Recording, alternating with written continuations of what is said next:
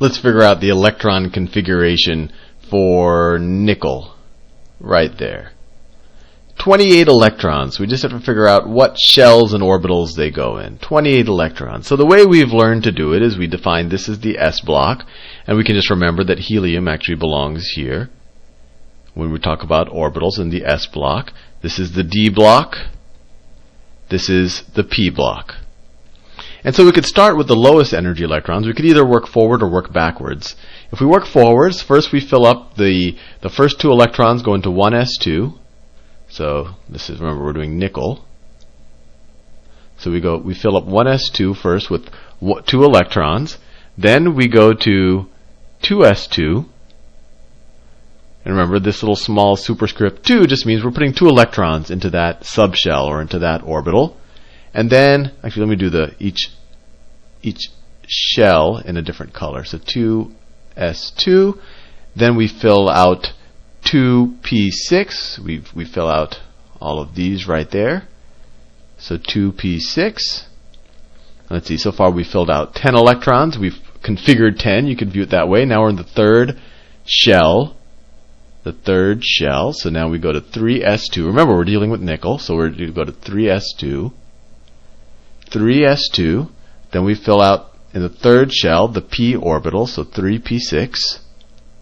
3p6. We're in the third period, so that's 3p6 right there. There's 6 of them. And then we go to the fourth shell. I'll do it in yellow. Fourth shell, so we do 4s2. And now we're in the d block. And so we're filling in 1, 2, 3, 4, 5, 6, 7, 8 in this d block. So it's going to say d8.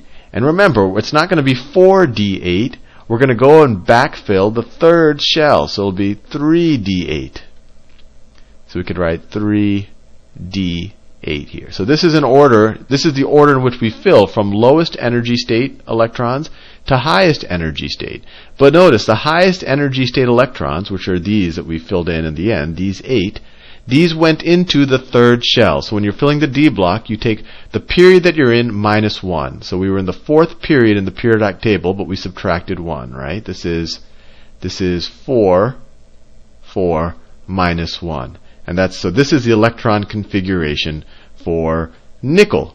And of course, if we cared about the valence electrons, and so which electrons are in the outermost shell, then you would look at these right here. These are the electrons that will react, although these are in a higher energy state. And these react because they're the furthest, or at least the way I visualize them, is that they have a higher probability of being further from the nucleus than these right here.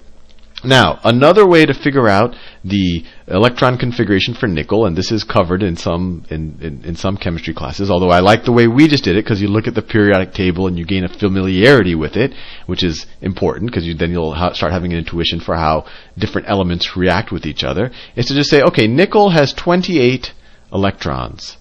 And what you do is, if it's neutral, it has 28 electrons because that's the same number of protons, which is the atomic. Remember, 28 just tells you how many protons there are. This is the number of protons. We're assuming it's neutral, so it has the same number of electrons. That's not always going to be the case. But when you do these electron configurations, that tends to be the case. So if we say nickel has 28, has an atomic number of 28, so its electron configuration, we can do it this way too.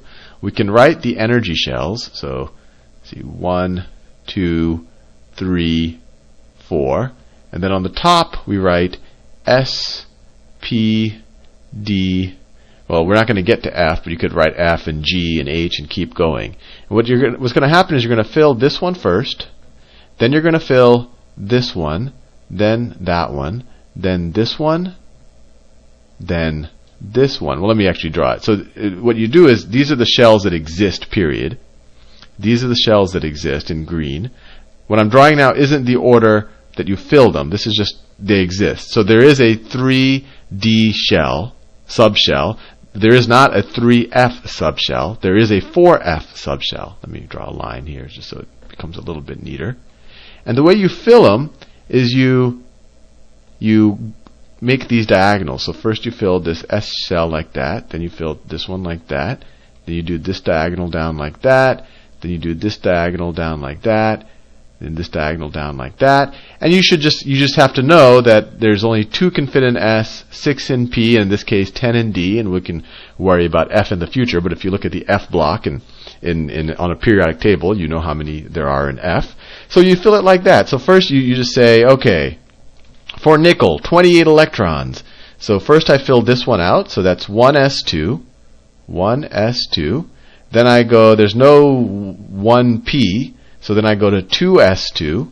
So then you go to 2s2. Let me do this in a different color. So then I go right here, 2s2. That's that right there. Then I go up to this diagonal and I come back down, and then there's 2p6, 2p6. And you have to keep track of how many electrons you're dealing with in this case. So we're up to 10 now. So we use that one up. Then the arrow tells us to go down here. So now we're in, so now we do the third energy shell. So 3s2. And then where do we go next? 3s2. Then we follow the arrow. The arrow, we start there. There's nothing there. There's something here. So then we go to 3p6. And then the next thing we fill out is 4s2. So then we go to 4s2. And then what's the very next thing we fill out? We have to go back to the top. We come here, and then we fill out 3d. And then how many electrons do we have left to fill out? So we're going to be in 3d. So 3d. And how many have we used so far? 2 plus 2 is 4. 4 plus 6 is 10. 10 plus 2 is 12, 18, 20. We've used 20, so we have 8 more electrons to configure.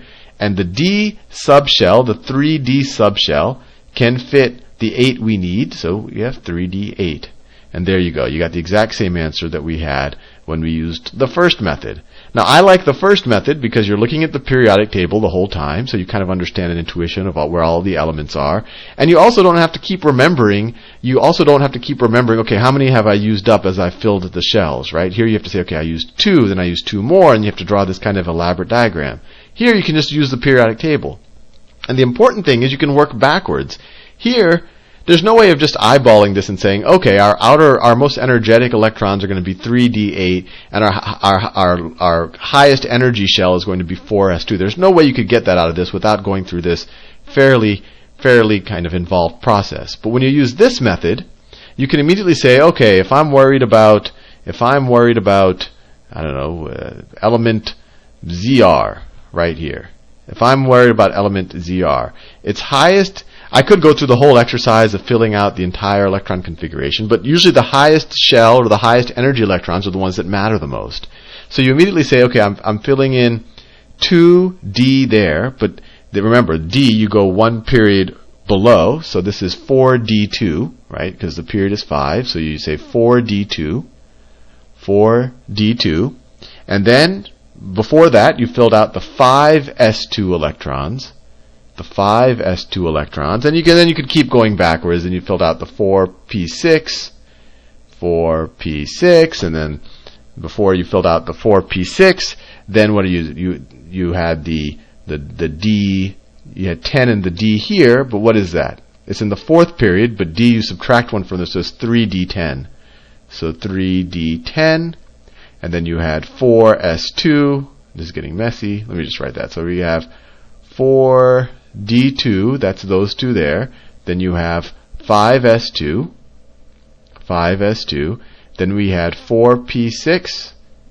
That's over here. Then we had 3d10, remember, 4 minus 1, so 3d10.